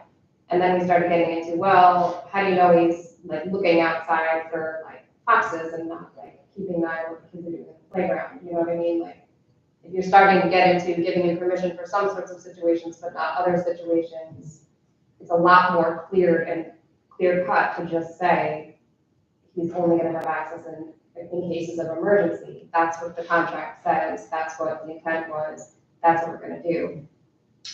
We put that pretty restrictive language into the policy, and we said, it's a new contract, it's a new position, it's a new policy. We're going to keep it restrictive. We'll do it for the year. We said maybe keep a log of when is he accessing that camera system and why. Is it for training? Is it because we had a fight in the building or someone comes in and we didn't know they were there, whatever, for whatever reason he's accessing it, whenever he's accessing it right now, what's he accessing it for, how often and why? Keep that log, keep on that log, here's the time I wish I could have accessed it, but couldn't because I was limited by the policy, and then go back and look at that policy in a year, look at the contract in a year, and see if these still both make sense for this thing that's very new for us. I think the Roman numeral 6 was some description of that.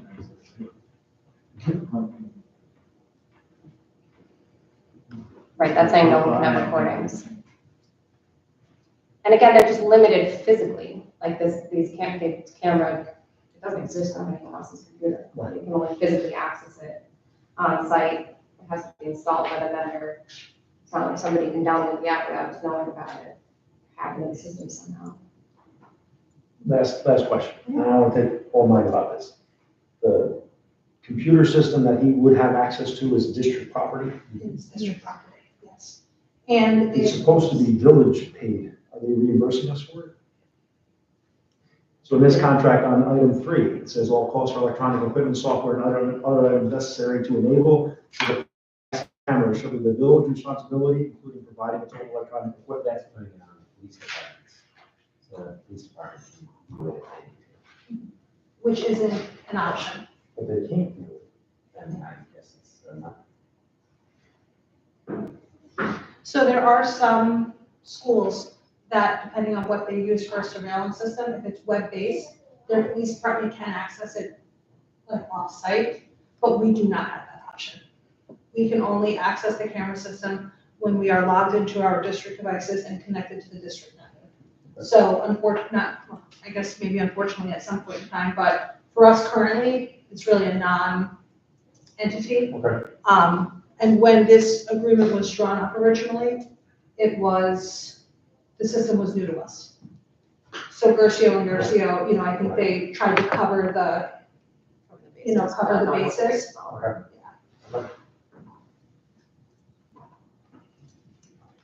So I guess I asked the rest of the board, right now, we're operating without a contract, without a policy. It would be my preference to move forward with this and see how the year goes, but I don't want to push the board to do anything. I had time to sit with it. I'm on the policy committee, and I don't want to push the board to move forward if they don't feel comfortable. How does everyone else feel about moving forward with the contract and later the policy? and they don't have to be passed together. I was on the policy committee as well. I'm good with both. I'm good with it. And after council specifically said they read the contract and they're good, and they read the policy and they're good, then I will reluctantly approve. I do have reservations, but if council's involved, then we'll defer to that. I would also add that the contract itself can be terminated at any point in time with 10 days notice by the board. So if for some reason something happened, we're not locked into this for a year. They can terminate the agreement with 10 days notice and we can do the same. Doesn't need to be mutually agreed upon to cancel it. No, it just says the agreement can be terminated with written notice by the other party. Okay, I don't think we got a motion. Yeah, no, I didn't even, I cut you off before we were That's starting. okay. I'm sorry. Could I get a resolution for these two contracts, please? Be it resolved that upon the recommendation of superintendent of schools, the Board of Education of the Menands UFSD School District hereby approves the following contracts. A to B for the 2023-2024 school year. I will second it. Are there any questions about the SUNY Albany contract? Or further discussion about the camera contract? And all in favor? Aye. Opposed? Council's advice, I will vote yes. Opposed? Motion carries.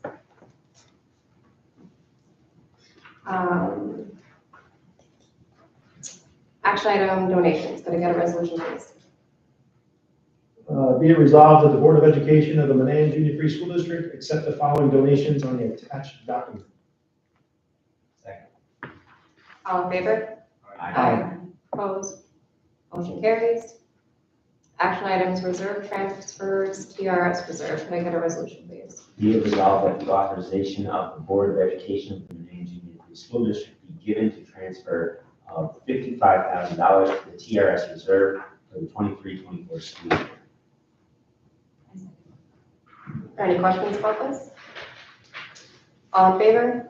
Aye. Opposed? Motion carries. Action, item F, action item, reserve transfers, capital reserve. Can I get a resolution, please?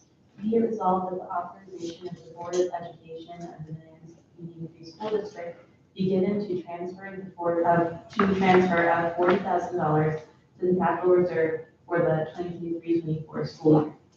Second. All in favor? Aye.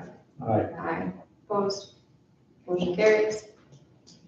Item G, action items reserve plan 2023-2024. Can I get a resolution, please? Be it resolved upon the recommendation of the superintendent of schools to approve the financial reserve plan as presented for the 2023-2024 school year. I'll second. Are there any questions about the document? All in favor? Aye. Opposed? Motion carries. Takes us to 5, Board of Education appointment. Other updated appointments. Updated other appointments. Can I get a resolution, please? Be it resolved upon the recommendation of the superintendent of schools, the Board of Education of the Menands Union Free School District hereby approves the following individual to carry out the appointment below for the 2023-2024 school year. Asbestos hazard emergency response designee school pesticide officer, Edward Fisher. Second. All in favor? Aye. Opposed? Motion carries. That takes us to policy. We have 2 on here, parental engagement and the use of surveillance cameras on school property. Can I get a resolution, please? Be it resolved that the Menands Union Free School District Board of Education hereby approve the first reading of the following policies as listed: parent engagement, use of surveillance cameras on school property. I second. Were there any, I know we already talked about the cameras. Was there any further questions on that or any questions on the parental engagement? This is parental engagement specifically on the use of Title Title one. One funds. And how we're gonna engage our parents around how those monies are spent.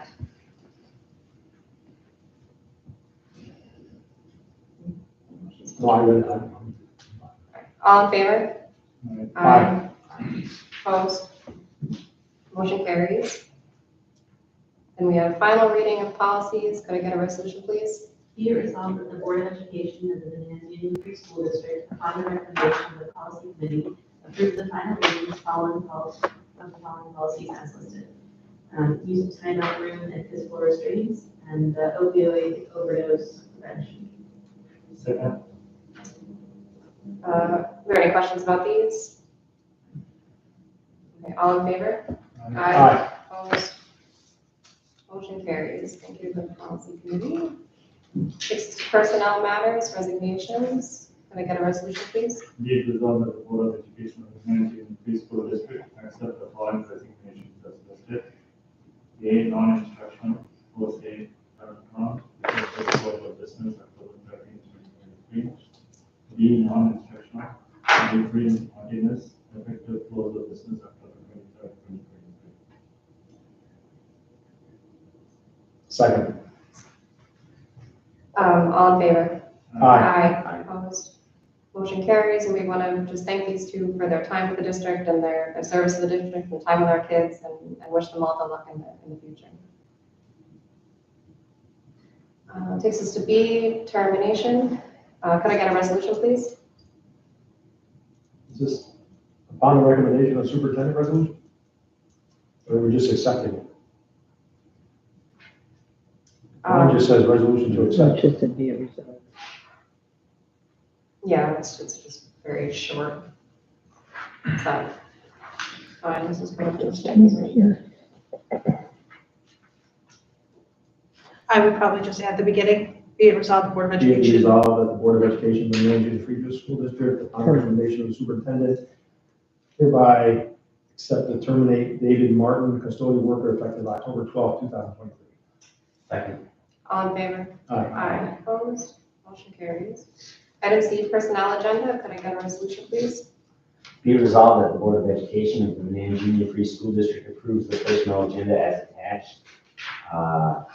Substitute instructional end date, Asma Syed. Substitute instructional, Rasha Hamid. Non-instructional, Tyler Ackerman. Non-instructional, Dan Carroll. Non-instructional, Patricia O'Connell. Substitute non-instructional, Otis Bunch Jr. All in favor? Aye. Opposed? Motion carries. So Tricia O'Connell is here tonight. She is being appointed as the new secretary to the superintendent. She is currently our secretary to the principal and our CSE secretary. Tricia's been with the district since 2018 as an aide, a teaching assistant, and now in the secretary role.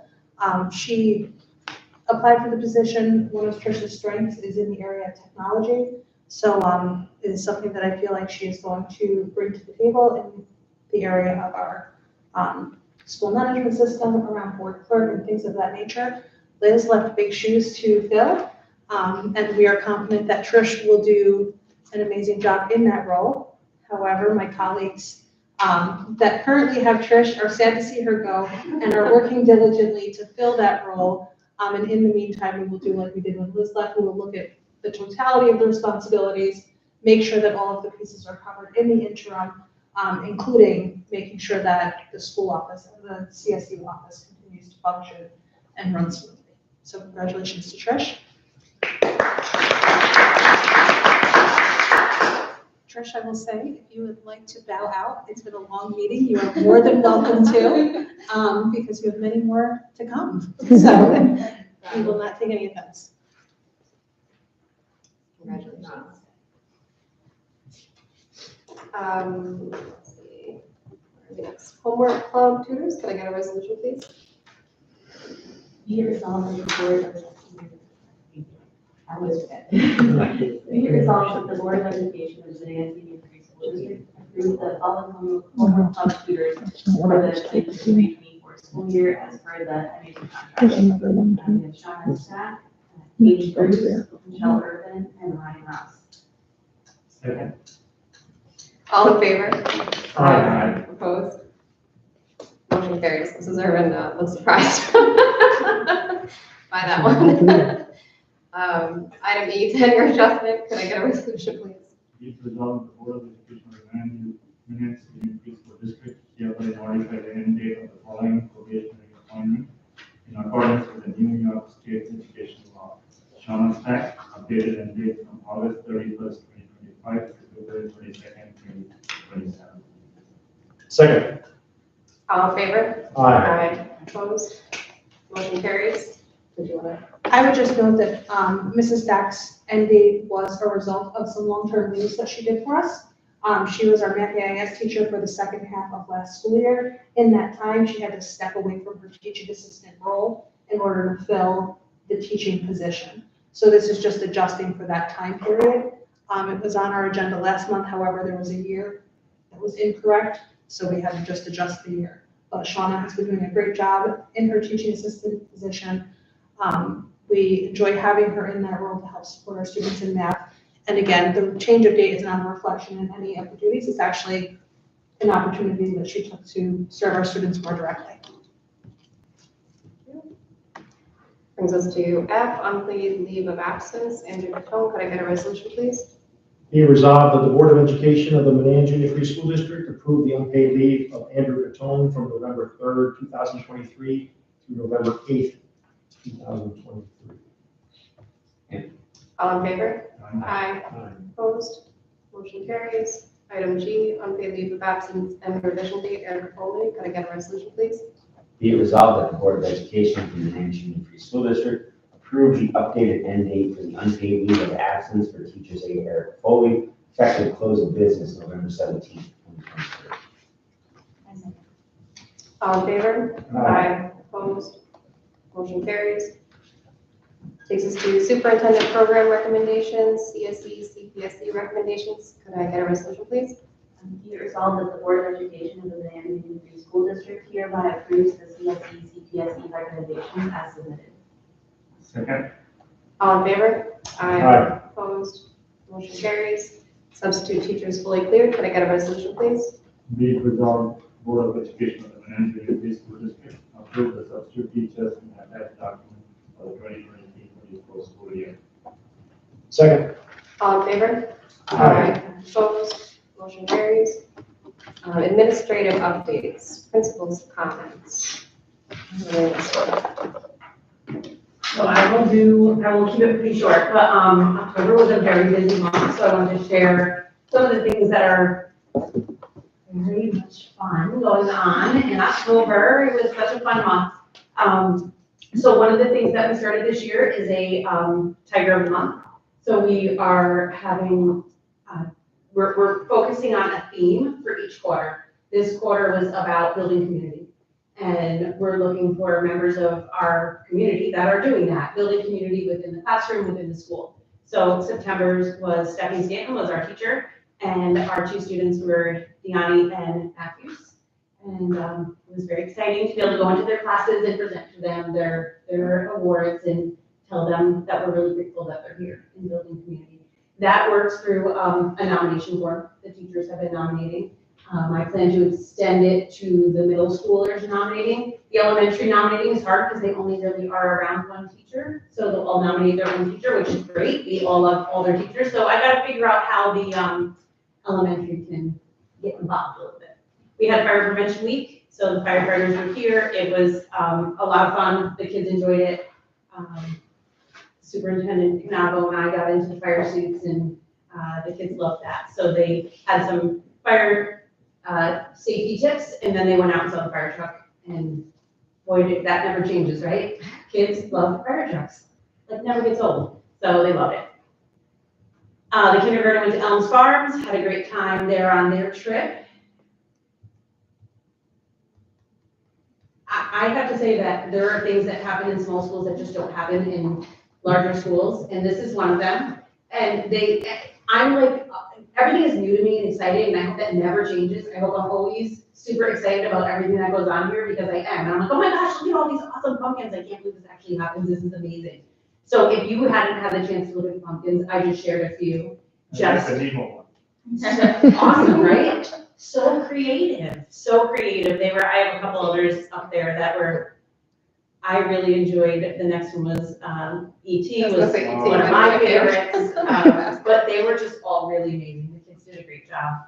So excited about them. They did a really nice job. Regeneron came to third grade and did some STEM activities in the classroom for a morning. So we had a good time with that. Our Read for Ronald McDonald House launch occurred recently. So Read for Ronald McDonald, if you aren't familiar with it, is it's kind of like your old-fashioned marathon, but it's a readathon. And we are helping to raise money for the Ronald McDonald House. So Ronald McDonald House came and presented all about what their program is and the kids that they support. Our students were so excited and so engaged. I offered my principal challenge, which there are 3 types of awards students can win. One is the student who has the most minutes logged reading will get to be principal for the day with me. And then the middle school and elementary class that has the most reading will have ice cream parties in their homerooms. And then if we as a school raise $2,000, I am going to dress like Elf on the Shelf for the day.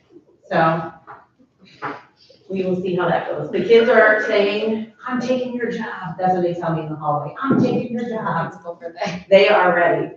The Wolves came and they did a lacrosse clinic. And the students it was really nice to expose our students to different types of sports that they might not see or be as engaged in. So they really enjoyed that. And then I don't have a picture of it, but they also came back and did a reading program as well. So some of the Wolves came back and did a half-day reading. Pumpkin Run. Oh, there's Miss Urban. There she is. Making appearance twice today, Miss Urban. Obviously, another tradition that is unique and interesting, and to see the community building around that event was really exciting. So I have a few pictures of that if you haven't had a chance to see them. Those are so cute. Okay. Fall Fest, a lot of you were there, but that was a great hit. The cotton candy line was out the door. As always, the pumpkin painting and all the games and the henna was a big hit as well. Kids had a great time, we had great weather. So it was a nice day. This is a new program that I've been piloting this quarter for 8th graders. And as I've been piloting this, I'm thinking about 2 things for our 8th graders. We talk about building community going through Responsive Classroom. It is a K-8 initiative to build community within the classrooms. But as we begin to think about our 8th graders, we want them to begin to think about community in a different way. Because they need to begin to build community with the school as a whole, and then serve others. So that's kind of where this 8th grade service learning is going. They're building community in a new way. And I also am looking to get students in front of younger students.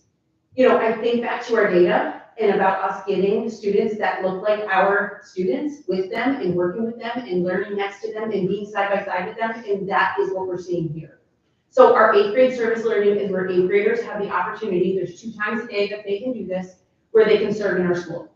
So they are serving during Flexor Advisory, they're pushing into music classes, art classes, they're helping with the food pantry, packing bags. They're in the library, helping the librarian get ready for book fair and to shelf books.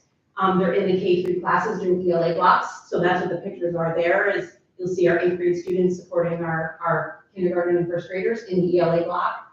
They sit at the tables with them, help them organize their stuff, help them with their letters. I don't know if there's anything more beautiful than that in my mind, watching an 8th grader help a kindergartner sound out their letters and practice their phonics. It's beautiful. 4th graders are doing a social studies research project, so they're teaching them how to do research on a computer, and then they're cleaning sometimes. You'll see them walking around with a little tennis ball, cleaning off the scuff marks. So I plan to continue to pilot this program throughout the course of the year. Right now, they get assigned an area for a month, and then I will rotate. I have visions of this becoming a little more formalized next year, where students will interview for positions, meet with the teacher and actually have an interview, have a resume, and have them actually be hired, and then sit down and have like some type of evaluation at the end of it to give them some feedback around their skills. So very excited about where that could go. Some things coming our way here for the month, end of the quarter. is happening. Our parent-teacher conference is on Friday, Girls on the Run, November 18th at 10 a.m. If anyone wants to join for a walk, jog, run, or cheer. Book fair will be right here November 27th to December 1st. That will be great because that will be the end of our week around McDonald time, so we can get a few more books in. Yard sale is November 18th, and our club signups are coming out, right, Trish? Yes? Monday, they're coming out. So new clubs will be out. Thank you so much. Takes us to superintendent's comments. So the first, before I went to, we talked about coming back and presenting around what we thought this stuff.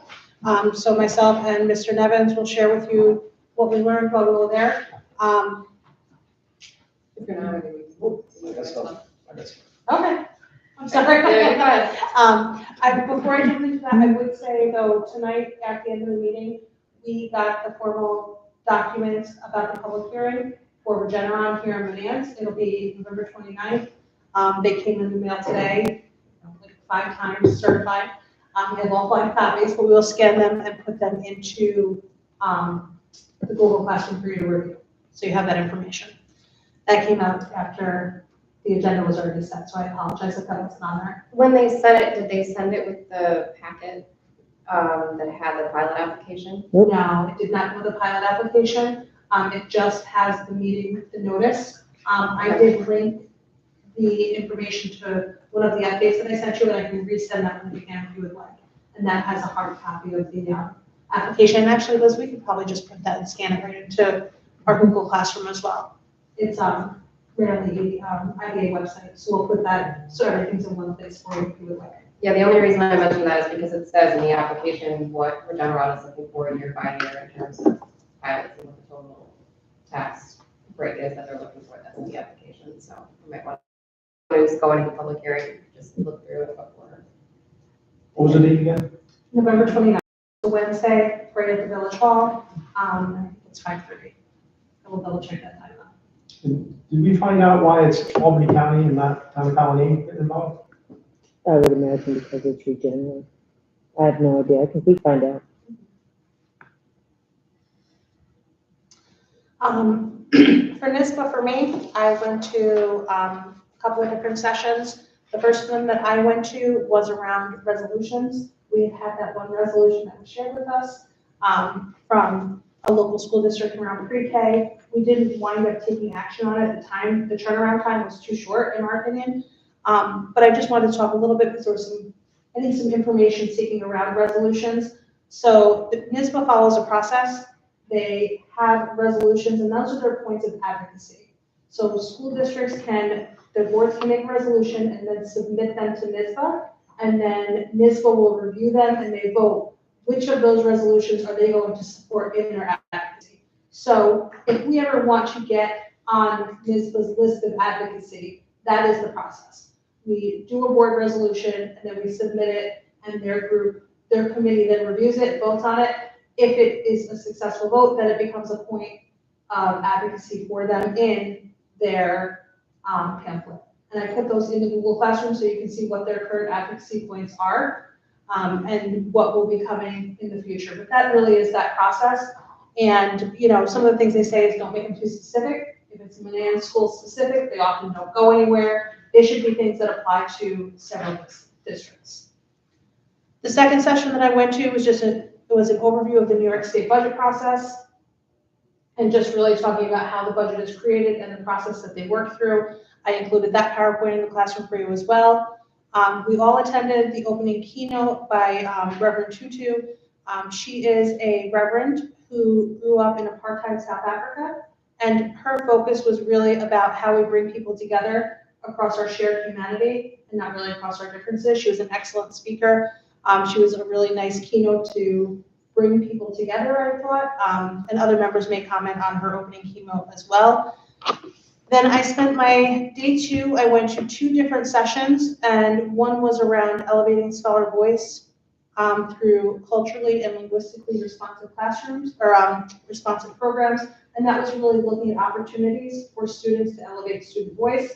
And then there was a second session around immigrant families sharing their experiences and their path to become or coming to the United States and what those different paths look like. I will say in both instances, it really highlighted the use of student voice. When I look at our strategic plan and I look at the steps that we are taking, that is definitely an area of growth for us. We talk a lot about what are we doing in the classroom, teacher practice, and I think there's a lot to be said for student voice, including student voice, and giving children voice around the work that they do.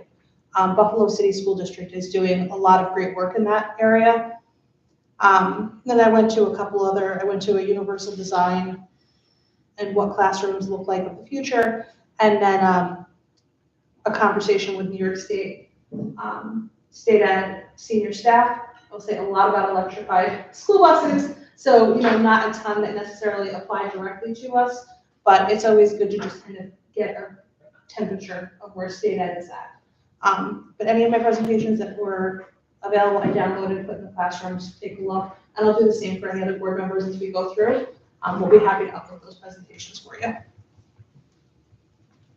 I just have two quick questions. Yeah. So, when, like, they said that if there's any point of advocacy, like, boards can make resolutions, so does that have to come from the board president, or can any one of us, like, kind of opt to do that? So I believe the board as a whole would develop the resolution. You have probably some conversation in public session, work to develop a resolution, and then you pass it together as a whole. What happens though is usually individual board members will bring something to the board for consideration. In Guilderland, pre-K and being able to waste spots is something that has been important to them. They have a lot of unused money. And they're not able to waste spots. So that was something that was important to their board that they brought forward, but they developed it as a group. Gotcha. Okay, and then when NISBA votes on it, are those board members that are voting as well? Okay, so like there's like they basically full committee. Yeah. That weird part of our agenda in miscellaneous is a point, if you had something specific, to bring it up as a discussion for the next meeting, right? That's one of those things I want to say. I'm really passionate about wanting the pre-K program to do whatever, and I think we should discuss that further as a group moving forward, and that's when that's brought up, if you have that. So it gets on the agenda for the following month, brought up as a discussion. Well, yeah, I just want to like verify the process. Absolutely. Cool. Did you want to talk about? Yeah, so there's a tech-savvy way where you can see all of the things from NISBA. Those who didn't attend, and again, these conventions are sometimes hard because it's work gets involved, right? You have to make a choice, but the information that's shared is invaluable, especially your time on the board. The information, you can spend weeks doing these things. I attended, I don't know, 4 or 5 different sessions. The ones that stuck out in my mind were the solar presentation. Actually, I attended 1.5 of those. I had to leave one of them early, but sat through, I think, with you and Joanne on the other one. The biggest thing with solar in school districts has always been a funding thing.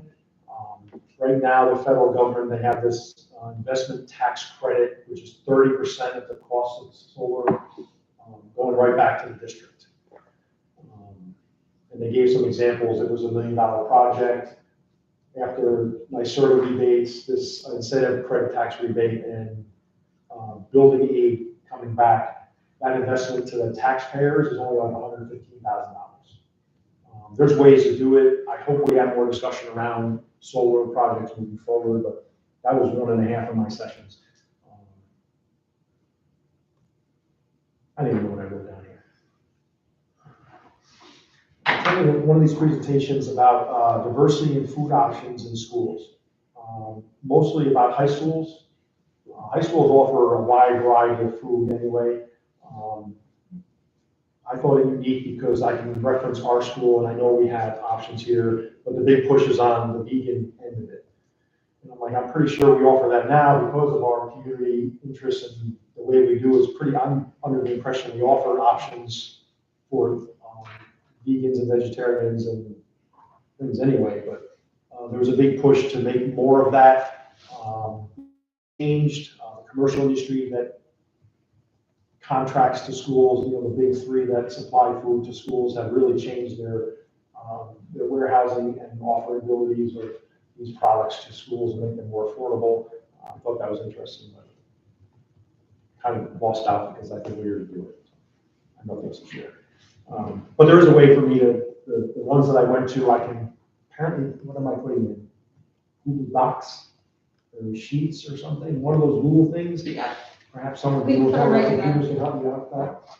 We'll be more than happy to help you. And if you go onto the NISBA site, all the information is actually still there. You click on the 8:30 session on solar, and you actually go into it through NISBA on their site. The panels and all of the slideshows that they presented are available. So you can actually check them out, read them, and if you have any questions or information about that. I should have been more prepared, and I apologize. Okay. Is there anything you think of for next time? I I think we will let them know it's either. So, Marshall and I were there as well. We'll present at the next meeting, so we don't take too much of the time tonight, but, it was really informative. Reverend Tutu's, talk was amazing. It's Desmond Tutu's daughter. She talked a lot about, I'm never gonna be able to pronounce it in her language, but she talked a lot about this idea that a person is a person through other people. And she kept talking about that. And the example that she gave was how they eat as a family on a family plate. And we call family, neighbors, kids, whoever happens to be over that day, that's family, right? And when they feed the kids on one giant plate, and they give the giant plate to the oldest child. And it's the oldest child's responsibility to share with the younger children. And when they give the child a plate, they say a person is a person through other people. And the idea is, you're the oldest, you're the biggest. If you wanted, you could take the most for yourself. You could take the choicest bits for yourself, but you lose some of your humanity. And that they learn this sense of community and seeing the system of oppression and how it really hurts people who were oppressed, but how it also destroyed the humanity of the oppressors, right? It affected the whole community. A community cannot be whole while there is oppression because a person is a person to other people, and it was just a really powerful speech that she gave. So if anybody gets a chance to YouTube her, she was amazing. Yeah, and then, like I said, the individual presentations, Michael and I will talk about at the next meeting. Okay, item C, business manager comments. I've done enough talking today. We will go over, again, we'll have a public hearing in December about the firefighters exemption. And, what's taken up quite a bit of our time lately is just trying to get the O&M position filled. We are working, we met, we know we're getting ready for snow removal, and we want to make sure that we are where we need to be. Jen and Ed met with our new grounds person company that's coming in, so we're prepared there. And what we need that we have here, you'll also see that we have an Averti container out back. We need to get a place to store some of our gas-powered equipment, and that's one of the safest places to do it, not in the building. So we don't have to, we work very hard. I'll show some before and after pictures, but the before will be maybe next week.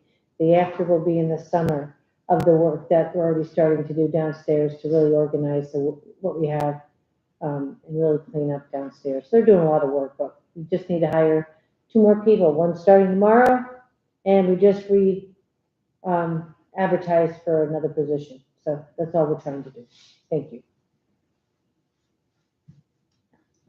The 431 Broadway, that's the Regeneron, right, that we talked about? Oh, yeah, and I meant to say that we've already spoke about that. Okay. Thank you. Number 10, student matters, enrollment update, 276. Item 11, miscellaneous. This is an opportunity for the board. If anyone has anything they want to share, does anyone have anything?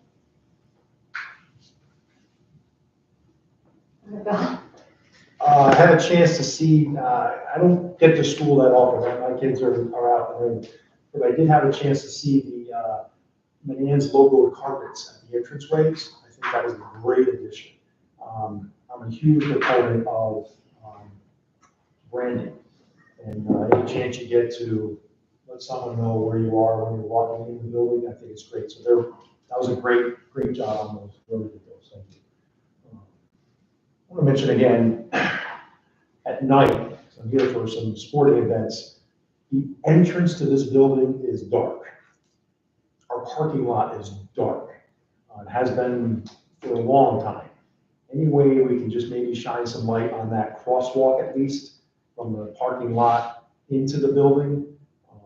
There's that little light that's on the overhang that's on the side, but it doesn't project into the lot, and adults and children are crossing at night when it's dark, because it's dark now at what, 2 in the afternoon?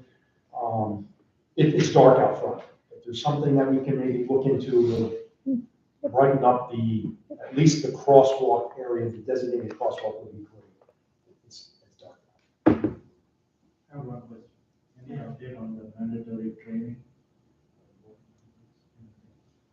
Are you talking about the emails that went out today?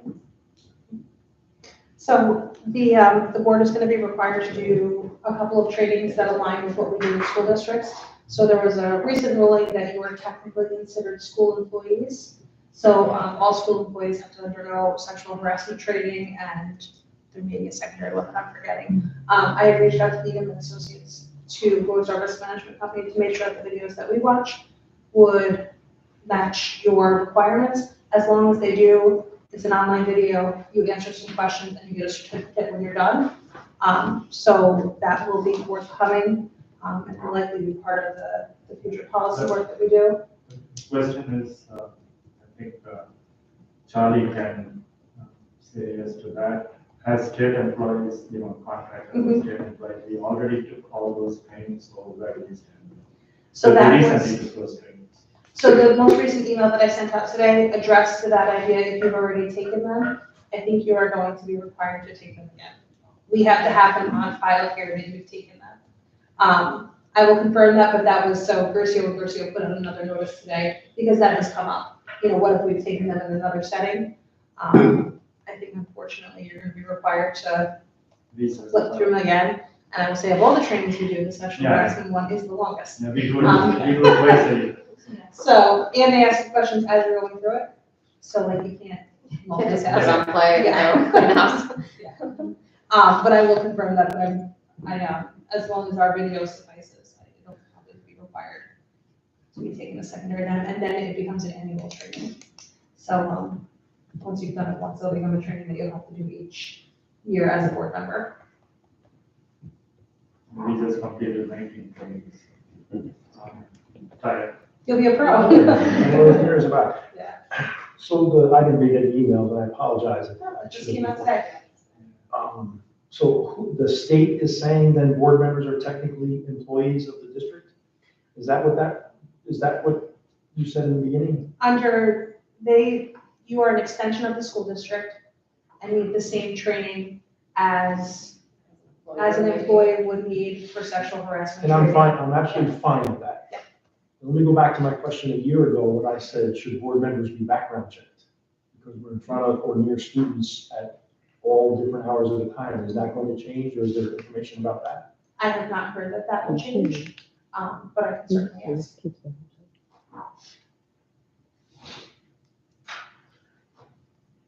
Just in case, I had to be a coach on the background check, and the district has my paperwork and fingerprint and all that. And the state will have I'm just saying. I'm just saying. Okay. I will ask. I'm sorry, I didn't read the emails. I'll jump on the computer and follow over that. Anyone else? The only thing I have is the yard sales this weekend. Drop off is Friday afternoon. Any teachers that have junk in their basements need to come out. Bring it to us on Friday. Takes us to public comment. During public comment sessions, members of the community may address the board on agenda and non-agenda items. The board president may limit their remarks to individual speakers. Speakers must identify themselves and the topic on which they would like to make remarks. Does anybody have anything? So nothing online. No emails came in. Nope. I didn't say the email address in a while, BOE comments at menands.org, although probably our one person already knows that.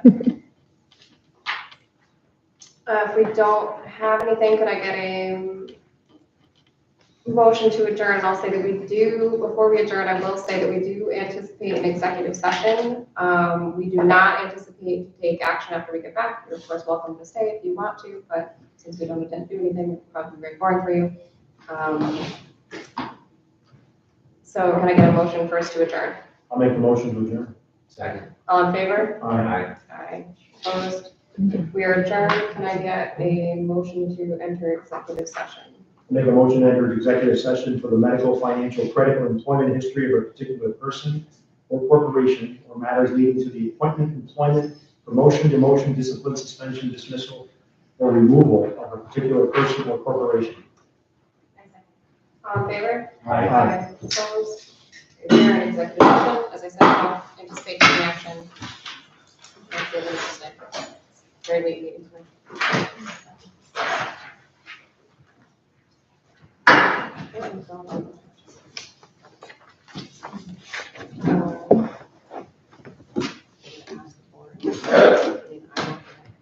It's up to